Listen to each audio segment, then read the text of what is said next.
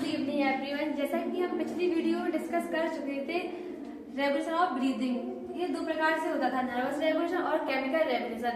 Nervous regulation में दो centres थे, मेडुलरी रेस्पिरेटरी सेंटर और pons respiratory centre. Medullary respiratory centre में भी दो सेंटर थे, डीआरजी एंड वीआरजी। डीआरजी को इंस्पिरेटरी सेंटर भी कहते थे। और फिर इसके बाद था पोन्स रेस्पिरेटरी सेंटर, जिसमें भी दो सेंटर प्रेजेंट थे, न्यूमोटैक्सिक सेंटर और ए न्यूस्टिक सेंटर। न्यूमोटैक्सिक सेंटर को ही लिमिटिक सेंटर भी कहते थे। और फिर इनके बाद हमने इनके फंक्शंस को डिस्कस किया था। फिर उसके बाद जो पल्मोनरी वॉल्यूम्स होती है उनको डिस्कस किया था, जैसे tidal volume, inspiratory reserve volume, expiratory reserve volume, residual volume. फिर इन्हीं वॉल्यूम्स के अकॉर्डिंग हमने पल्मोनरी कैपेसिटी को डिस्कस किया था। तो आज के इस वीडियो में हम डिस्कस करने जा रहे हैं ब्रीदिंग से रिलेटेड कुछ टर्म है, उन्हीं को हम डिस्कस करेंगे आज की वीडियो में। टर्म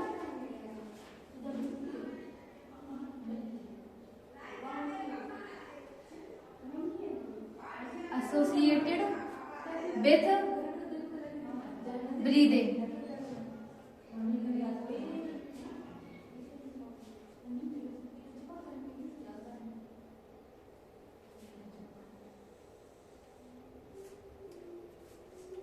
इसमें से अब फर्स्ट है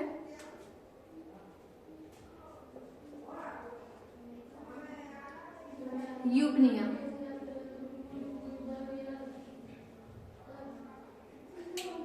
यूपनिया कंडीशन तब होती है जब नॉर्मल ब्रीदिंग होती है।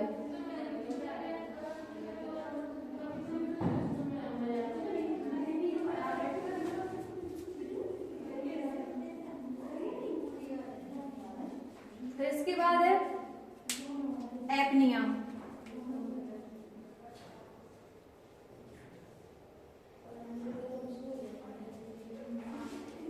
एपनिया कंडीशन तब होती है जब ब्रीदिंग हो ही ना रही हो, तो यानी कि नो ब्रीदिंग। इस कंडीशन कहते हैं एपनिया।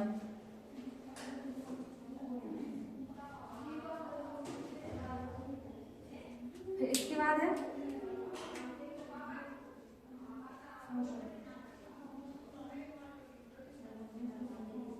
हाइपरपनिया। हाइपरपनिया कंडीशन तब होती है जब रैपिड ब्रीदिंग हो रही हो।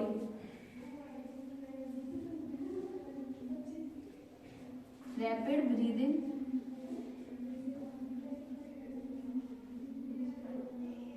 जब ब्रीदिंग रैपिड हो रही हो तो जो ब्रीदिंग रेट है वो भी हाई होगी, तो ब्रीदिंग रेट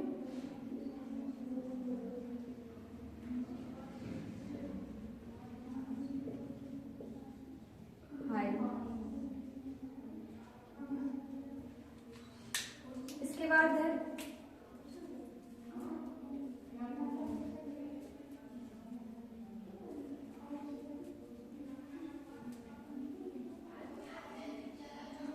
हाइपोपनिया।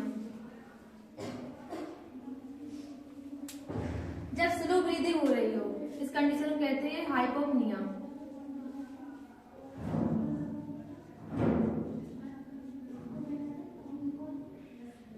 जब स्लो ब्रीदिंग होगी तो जो ब्रीदिंग रेट है वो कम होगी,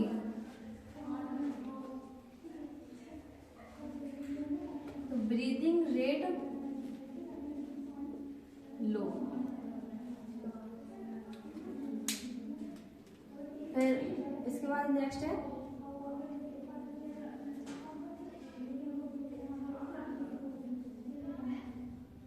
डिस्पनिया। डिस्पनिया में क्या होगा, जब डिफिकल्ट ब्रीदिंग होगी, डिफिकल्ट इन ब्रीदिंग।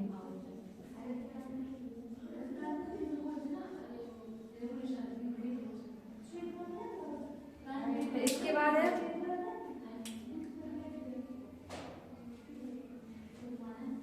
ऑर्थोपनिया।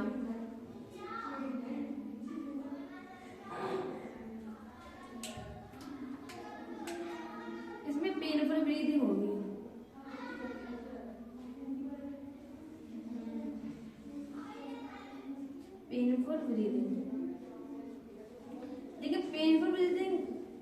जब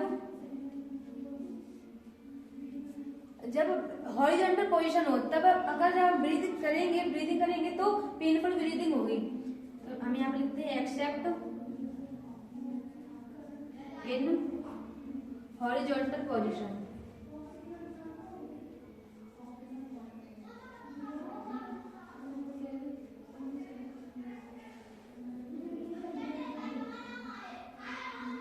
अब इसके बाद है टैकीपनिया।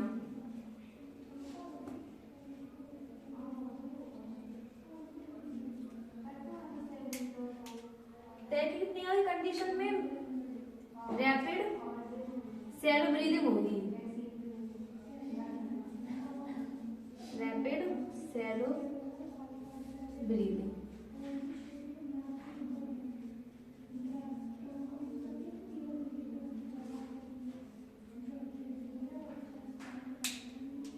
इसके बाद है हाइपोक्सिया।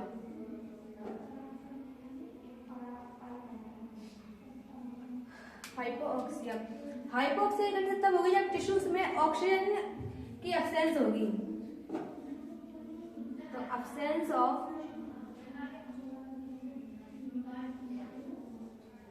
ऑक्सीजन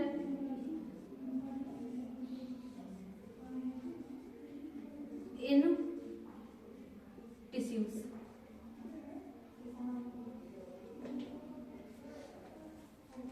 जब टिश्यूज में ऑक्सीजन की कमी हो जाए तब हाइपोक्सिया होता है। फिर इसके बाद है एनोक्सिया। एनोक्सिया कंडीशन तब होती है जब इंस्पिरेटरी गैसेस या आर्टीरियल ब्लड या टिश्यूज में ऑक्सीजन की एब्सेंस हो, तो उसे कहते हैं एनोक्सिया।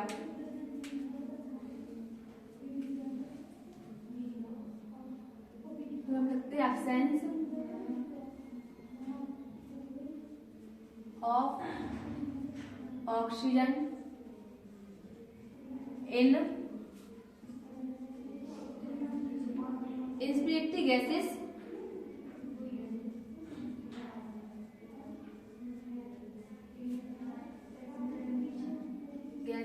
आर्टीरियल ब्लड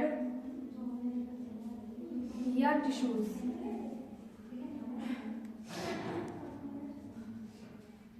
जब टिश्यूज या आर्टीरियल ब्लड और इंस्पिरेट गैसेस में ऑक्सीजन एब्सेंस होती है तो उसे कहते हैं एनोक्सिया। इसके बाद है हाइपरकैप्निया। हाइपरकैप्निया की कंडीशन तब होती है जब ब्लड में कार्बन डाइऑक्साइड ज्यादा हो, तो उस कंडीशन कहते हैं हाइपरकैप्निया। तो increase of CO2 in blood.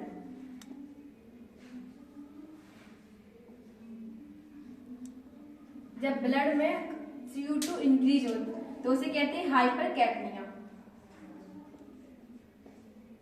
इसके बाद है हाइपोकैप्निया।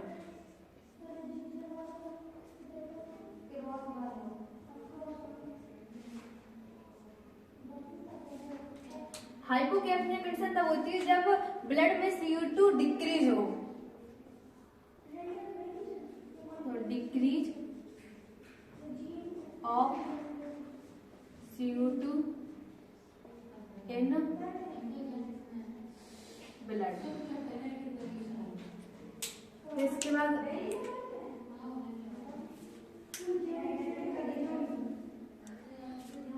अगला पॉइंट है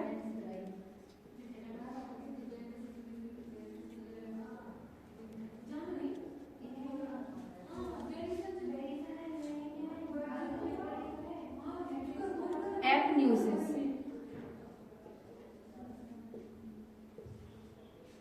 एपन्यूसिस तब होती है जब इंस्पिरेशन के समय रेस्पिरेशन बहुत लंबा हो जाए तो उसे कहते हैं एपन्यूसिस, एन्यूसिस।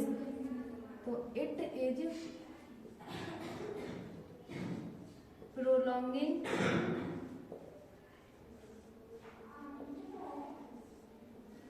of respiration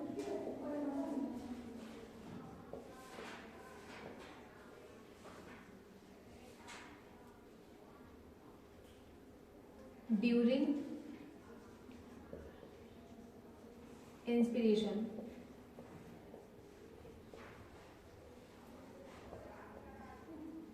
जब इंस्पिरेशन के समय रेस्पिरेशन बहुत लंबा हो जाता है उसे कहते हैं इन्यूसिस। तो इसके बाद है लास्ट पॉइंट है एस्फाइक्सिया।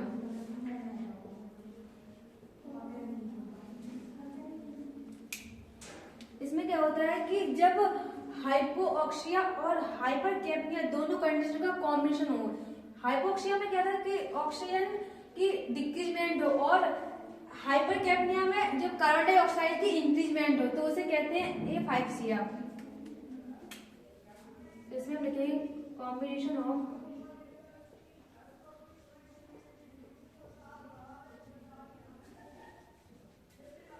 ऑफ हाइपोऑक्सिया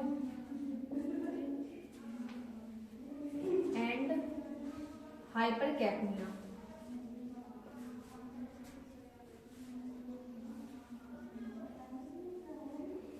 तो ब्रीदिंग से रिलेटेड ये कुछ टर्म्स थे।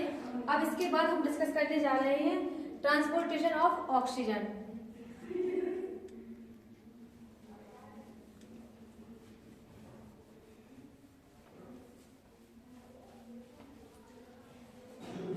ऑक्सीजन के ट्रांसपोर्टेशन में ऑक्सीजन का जो पार्शियल प्रेशर होता है उसको डिस्कस करेंगे और जो कार्बन डाइऑक्साइड का पार्शियल प्रेशर होता है उसको डिस्कस करेंगे।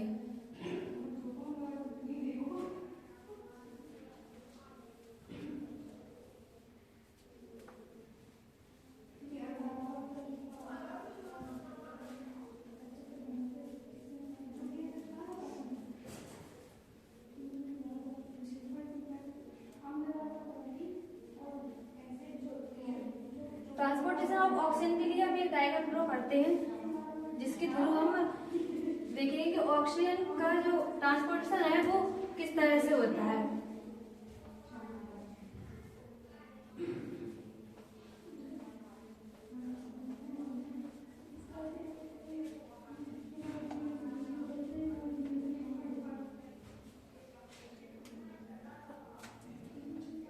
हम डिस्कस करने जा रहे हैं ट्रांसपोर्टेशन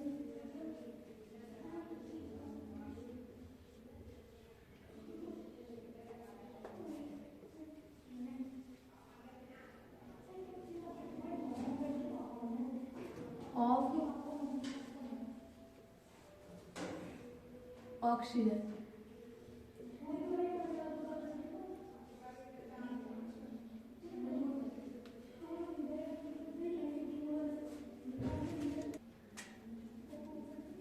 इसके लिए हम डायग्राम ड्रॉ करते हैं।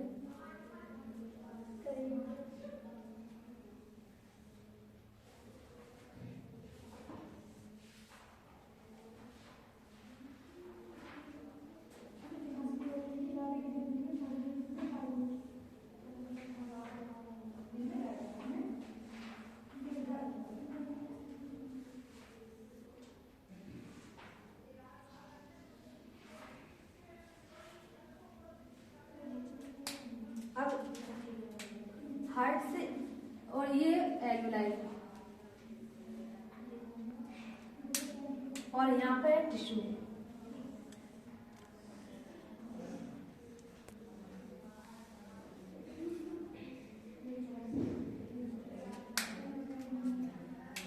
ये एल्वुलाई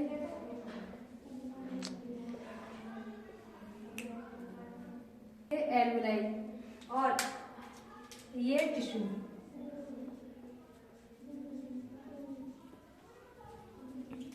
अब एक ब्लड वेसल यहाँ से इमर्ज होगी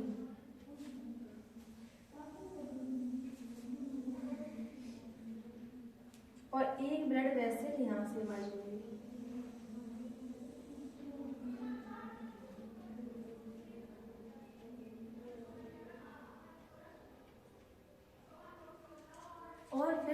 एक ब्लड वेसल यहाँ से मर्ज होगी।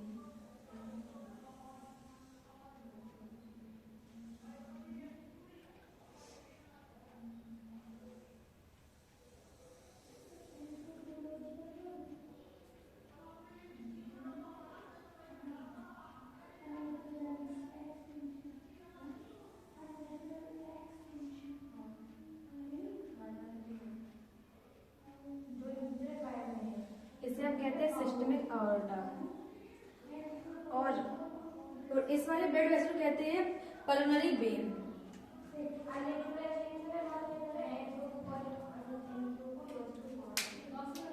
ये राइट एट्रियम, ये लेफ्ट एट्रियम, और ये लेफ्ट वेंट्रिकल, और ये राइट वेंट्रिकल, और ये लेफ्ट वेंट्रिकल। हम जब इन्वायरमेंट से जो एयर को इनहेल करेंगे तब जो उसकी ऑक्सीजन के पास से प्रेशर होगा वो होगा इनहेल्ड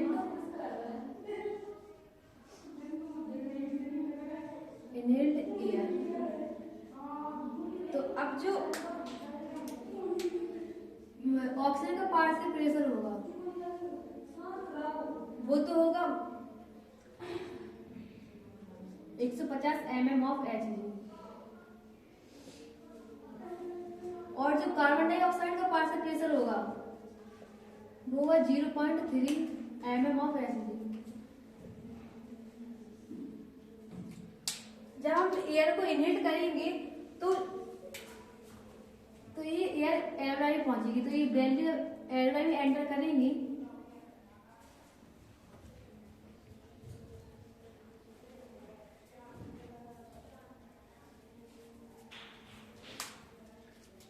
तब इसकी जो ऑक्सीजन का पार्ट से प्रेशर है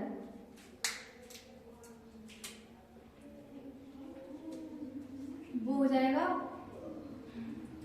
104 mm ऑफ Hg, और जो कार्बन डाइऑक्साइड का पार्ट से प्रेशर है वो हो जाएगा 40 mm ऑफ Hg। और जो पल्मोनरी वेन है उसमें डीऑक्सीजेनेटेड ब्लड है। पल्मोनरी वेन में कैसा ब्लड है? डीऑक्सीजेनेटेड।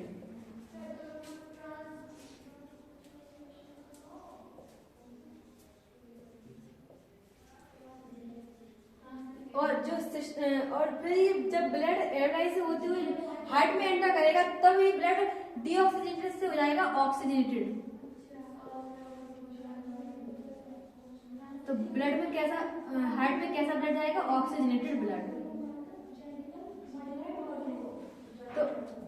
तो जब अब जो ऑक्सीजन पल्मोनरी वेन है इसमें जो ऑक्सीजन का पार्ट प्रेशर होगा वो होगा 40 mm ऑफ Hg, और जो कार्बन डाइऑक्साइड का पार्ट प्रेशर है यानी कि PCO2 इसका पार्ट प्रेशर होगा 45। अब हम देख सकते हैं कि एयरलाइन में जो ऑक्सीजन का पार्ट प्रेशर है वो 104 mm ऑफ Hg है, लेकिन जो पल्मोनरी वेन है उसमें 40 mm ऑफ Hg है। तो अब ये हायर कंसंट्रेशन से लोअर कंसंट्रेशन की ओर आएंगे, तो जो PO2 है वो ब्लड में आ जाएगी और जो CO2 है वो एयरलाइन में चली जाएगी। तो अब जो पार्ट प्रेशर होगा ऑक्सीजन का PO2, इसका पार्ट प्रेशर होगा 95, और जो पार्ट प्रेशर है CO2 का वो हो जाएगा 40। अब ये ब्लड जो कि ऑक्सीजनेटेड है वो हार्ट में एंटर करेगा, और हार्ट में एंटर करने के बाद ये सिस्टमिक एरोटा में एंटर करेगा, यहाँ से होते हुए यहाँ और यहाँ से यहाँ।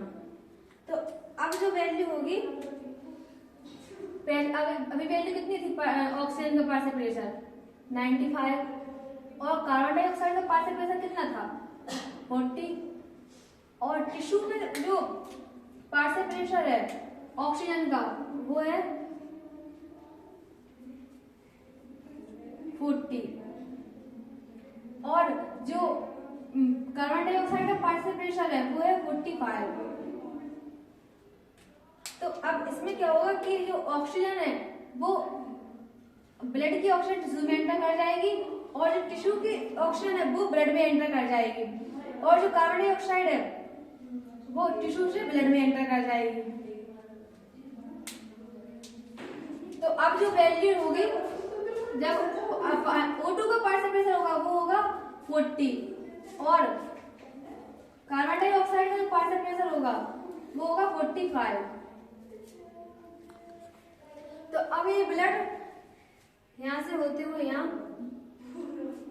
सिस्टमिक ऑर्गन से होते हुए फिर हार्ट में एंटर करेगा, हार्ट से इधर और इधर से फिर प्राइमरी वेन में एंटर कर जाएगा। तो यहाँ से यहाँ, फिर यहाँ से यहाँ और फिर अल्टीमेटली ये एल्वेलाई से होते हुए बाहर निकल जाएगा।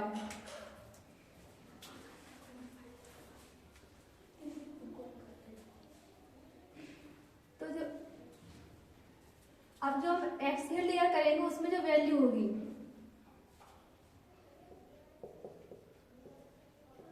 एक्सहेल्ड एयर, इसमें जो O2 का पार्शियल प्रेशर होगा वो तो होगा 116 mm ऑफ Hg, और जो कार्बन डाइऑक्साइड का पार्शियल प्रेशर होगा वो होगा 32 mm ऑफ Hg। तो यहाँ पर हम देखते हैं कि जो गैसेज एक्सचेंज हुआ है वो दो बार हुआ है, पहले तो एयरलाइन और ब्लड के बीच में और दूसरा टिश्यू और ब्लड के बीच में। तो इसको हम फिर से एक बार और समझते हैं।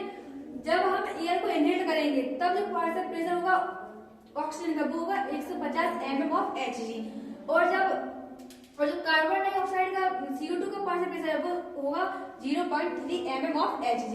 जब एयर को इनहेल करेंगे तो एयरलाइन पहुंचते पहुंचते इसकी जो वैल्यू है ऑक्सीजन का पार्शियल प्रेशर हो जाएगा 104 mm ऑफ Hg, और जो कार्बन डाइऑक्साइड का पार्शियल प्रेशर है वो हो जाएगा 40 mm ऑफ Hg।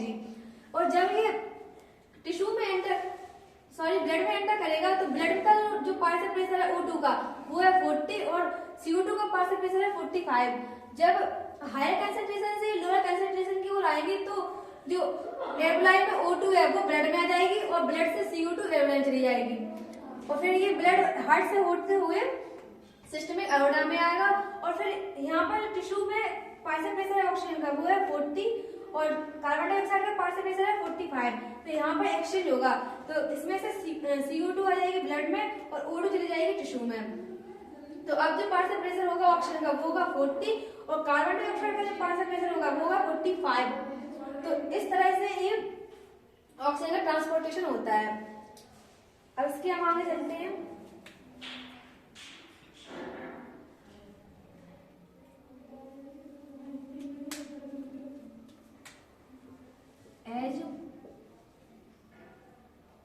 हम देखते हैं कि प्लाज्मा में कितनी ऑक्सीजन डिजॉल्व होती है। As dissolve in plasma,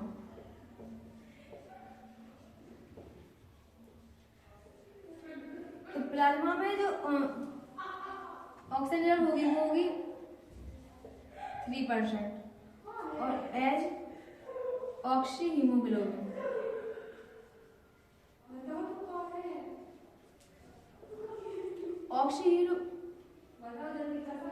oxy haemoglobin में जो इसकी फॉर्म में जब ऑक्सीजन होगी तो इसकी वैल्यू होगी 97%। अब इसके लिए कुछ डाटा है जिसको हम देखते हैं।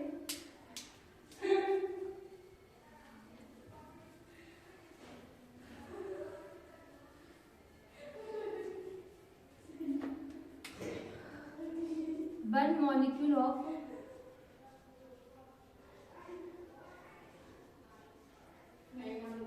hemoglobin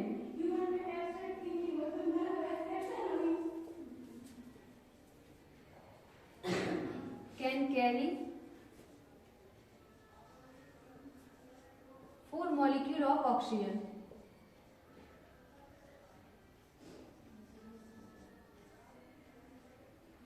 यानी कि हीमोग्लोबिन का एक मॉलिक्यूल ऑक्सीजन के 4 मॉलिक्यूल को कैरी करेगा। तो फर्स्ट पॉइंट तो ये हो। क्या है?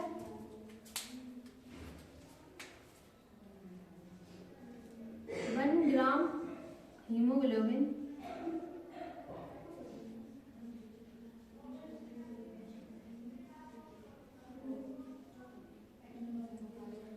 कैन कैरी 1.34 ml ऑक्सीजन, यानी कि 1 ग्राम हीमोग्लोबिन 1.34 ml ऑक्सीजन को कैरी करेगा। अब इसके बाद नेक्स्ट पॉइंट है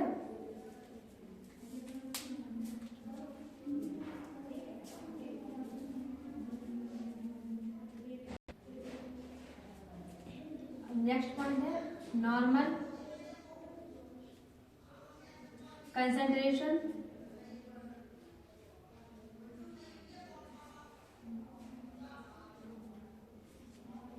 of haemoglobin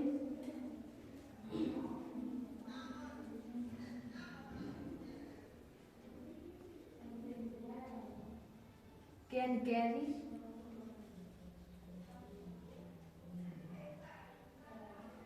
haemoglobin in blood. तो ये इन ब्लड,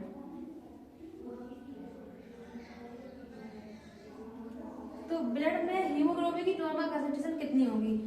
तो इसकी वैल्यू होगी 15 ग्राम 15 पर 100 ml blood.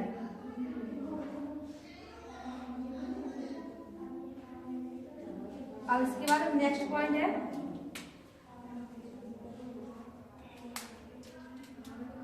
$100 ml blood can carry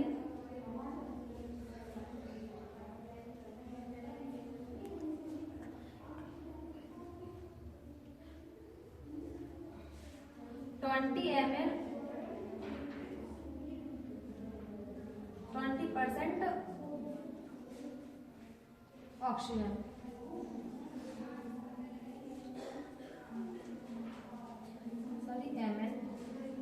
यानी कि जब 1 ग्राम हीमोग्लोबिन 1.34 ml ऑक्सीजन को कैरी कर रहा है तो 15 ग्राम हीमोग्लोबिन कितने ऑक्सीजन को कैरी करेगा? और 15 ग्राम हीमोग्लोबिन 100 ml ब्लड में है, तो हम लिख सकते हैं कि 100 ml blood can carry 20 ml oxygen, यानी कि हम 15 का इंटू करा देंगे 1.34 में, तो जो बेल निकल के आएगी वो आएगी 20 ml। और इसके बाद लास्ट पॉइंट है ऑक्सीजन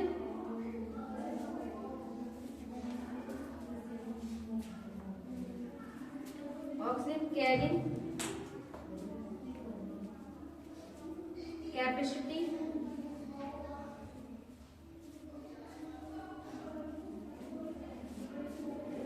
इन ह्यूमन ब्लड।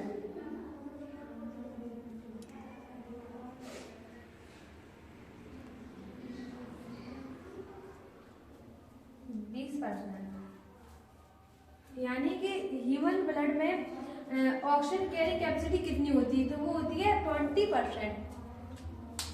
अब इसके बाद हम कुछ वैल्यू नोट करते हैं, पार्शियल प्रेशर और परसेंट सैचुरेशन ऑफ हीमोग्लोबिन के बीच में।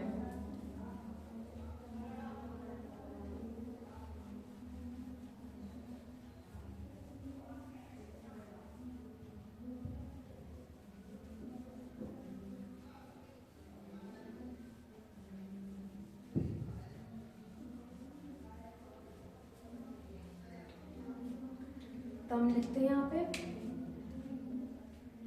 PO2 और परसेंट सैचुरेशन ऑफ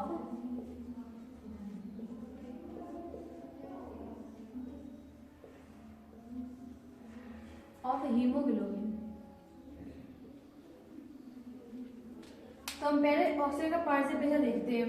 अगर हम यहाँ पर देखें ऑक्सीजन का पार्शियल प्रेशर तो वो कितना है 95, यानी कि समथिंग 100 मान लेते हैं हम। तो 100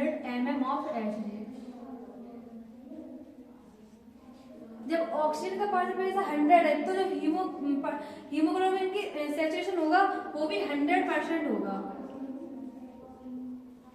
अब कैसे होगा कि जब ऑक्सीजन जितनी 100 ऑक्सीजन है तो उसके साथ अब हीमोग्लोबिन बाइंड कर गया है, तो इसकी जो परसेंटेज निकलेगी वो 100 निकलेगी। और आप पार्शियल प्रेशर ऑक्सीजन का पार्शियल प्रेशर देखते हैं इस पोजीशन पे, तो यहाँ पर जो ऑक्सीजन का पार्शियल प्रेशर है वो 40 है, तो यानी कि हम लिख सकते हैं 40 mm ऑफ Hg। अब जो हीमोग्लोबिन का परसेंट सैचुरेशन है वो कितना होगा, तो वो होगा 75%। अब कैसे, जब यहाँ पर जो एक्सचेंज हुआ था गैसेस एक्सचेंज, तो कुछ इसमें से जो ऑक्सीजन की परसेंटेज है वो कुछ टिश्यू में चली गई थी, यानी कितनी चली गई, 25% ऑक्सीजन, यानी कि इसमें से 25% ऑक्सीजन टिश्यू में चली गई थी। तो यहाँ पर अब जो हीमोग्लोबिन परसेंट होगा हीमोग्लोबिन का वो होगा 75%।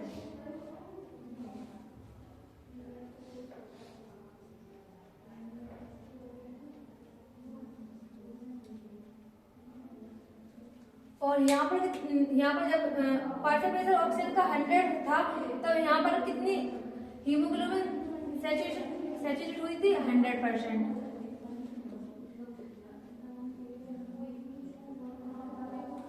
अब अगर हम जब ऊंचाई पर जाते हैं तो जो ऑक्सीजन है वो हो जाती है 60 mm ऑफ Hg, और जब हीमोग्लोबिन का परसेंट सैचुरेशन होगा तो वो होगा 90%। अब इन्हीं तीनों कंडीशन के बेसिस पर हम ऑक्सी हीमोग्लोबिन डिसोसिएशन कर्व बनाएंगे। जब हीमोग्लोबिन के साथ ऑक्सीजन बाइंड कर जाती है तो उसे कहते हैं oxy haemoglobin curve, dissociation curve. अब इन वैल्यू को हम नोट कर लेते हैं, 100 और 100%, 40 से 75% और 60 से 90%।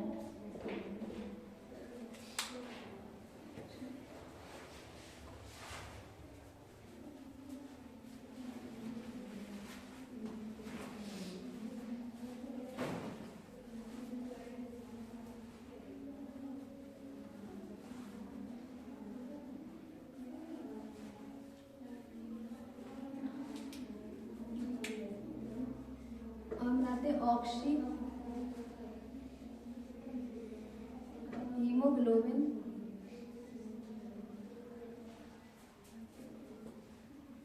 Dissociation curve.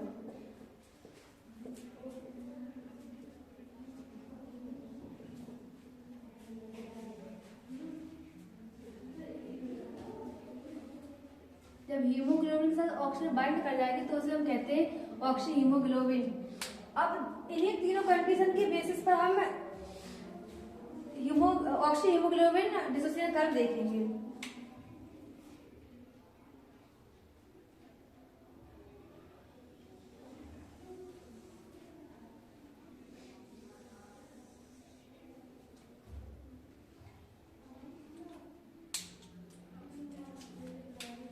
यहाँ पर 10, 20, 30, 40, 50, 60, 70, 80, 90 और 100। इसी तरह से हम यहाँ पर बना देते हैं 10, 20, 30, 40, 50, 60, 70, 80, 90 और 100। तो ये है परसेंट सैचुरेशन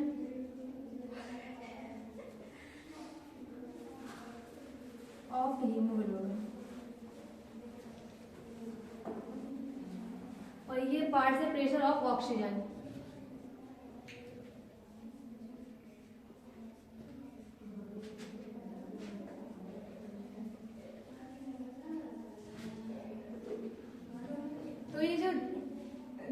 कर्व है वो परसेंट सैचुरेशन ऑफ हीमोग्लोबिन और पार्शियल प्रेशर ऑफ ऑक्सीजन के बीच में है। तो हम देखते हैं जब पार्शियल प्रेशर 100 है तो जो परसेंट सैचुरेशन है हीमोग्लोबिन का वो भी कितना 100%। तो यहाँ पे हम देखते हैं 100, तो इस पॉइंट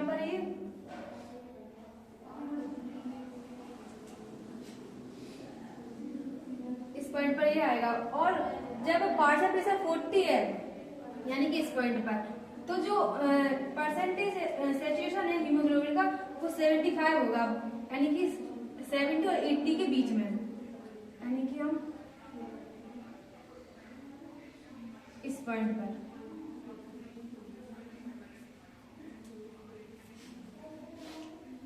अब जब पार्शियल प्रेशर ऑक्सीजन का 60 है तो जो सैचुरेशन है हीमोग्लोबिन का वो 90% होगा, यानी कि इस पॉइंट पर।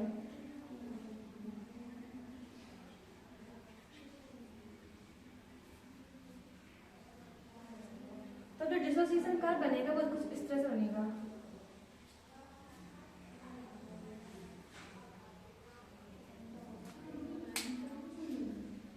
अब ये तो थी नॉर्मल कंडीशन में। आप देखते हैं बोहर इफेक्ट। जब हम जब एक्सरसाइज करेंगे तो जो टिश्यू से जो कार्बन डाइऑक्साइड है वो ज्यादा रिलीज होगी, और जब ज्यादा कार्बन डाइऑक्साइड रिलीज होगी तो टिश्यू में जो ऑक्सीजन है उसकी रिक्वायरमेंट ज्यादा होगी। तब जो ऑक्सीजन है वो टिश्यू में नॉर्मल कंडीशन में 25% ऑक्सीजन टिश्यू में थी, लेकिन जब एक्सरसाइज के समय पे 40% ऑक्सीजन टिश्यू में जाएगी। जब 40% ऑक्सीजन टिश्यू में जाएगी तो जो हीमोग्लोबिन का परसेंटेज है वो 60 हो जाएगा, 60% हीमोग्लोबिन।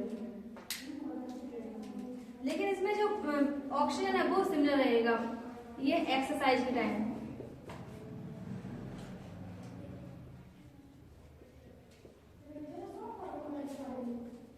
एक्सरसाइज नॉर्मल कंडीशन में क्या था कि जब टिश्यूज में ऑक्सीजन 25% एंटर कर रही थी, लेकिन जब एक्सरसाइज करेंगे तो कार्बन डाइऑक्साइड रिलीज होगी तो टिश्यूज में ऑक्सीजन की रिक्वायरमेंट अधिक होगी।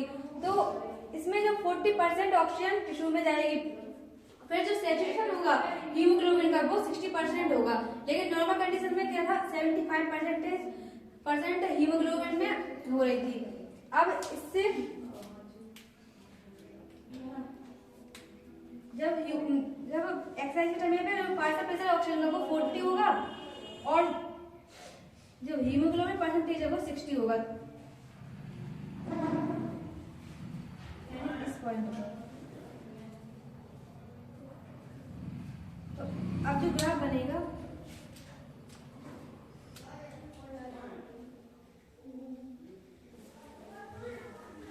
इस तरह बनेगा, इसे कहते हैं बोहर इफेक्ट।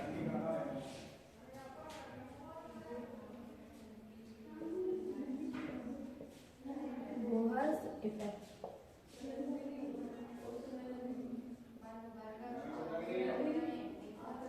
जब मीडियम में कार्बन डाइऑक्साइड इंक्रीज होगी तो जो हीमोग्लोबिन है डिसोसिएशन है वो भी इंक्रीज होगा। और जब सैचुरेशन हीमोग्लोबिन का डिक्रीज होगा तो इसके साथ साथ जो हीमोग्लोबिन डिसोसिएशन कर्व है वो राइट साइड शिफ्ट होगा, इसे कहते हैं बोहर इफेक्ट। इसके लिए कुछ फैक्टर रिक्वायरमेंट होते हैं, इसे कुछ फैक्टर स्टिमुलेट करते हैं, जैसे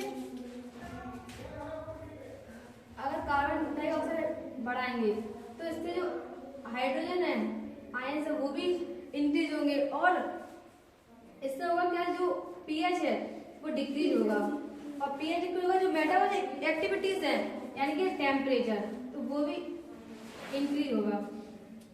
तो ये चारों कंडीशंस बोहर इफेक्ट्स को स्टिमुलेट करती हैं। स्टिमुलेटिंग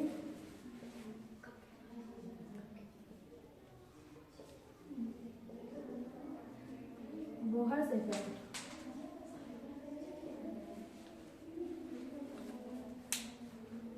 तरह से आज की इस वीडियो में हम लोगों ने जो ऑक्सीजन का ट्रांसपोर्टेशन है वो किस तरह से होता है इसको डिस्कस किया है, और जो ऑक्सी हीमोग्लोबिन डिसोसिएशन कर्व है उसके बारे में डिस्कस किया है, जिससे रिलेटेड बोहर इफेक्ट था उसको बताया है। अब इससे अगली वीडियो में हम डिस्कस करेंगे CO2 का ट्रांसपोर्टेशन। Thank you.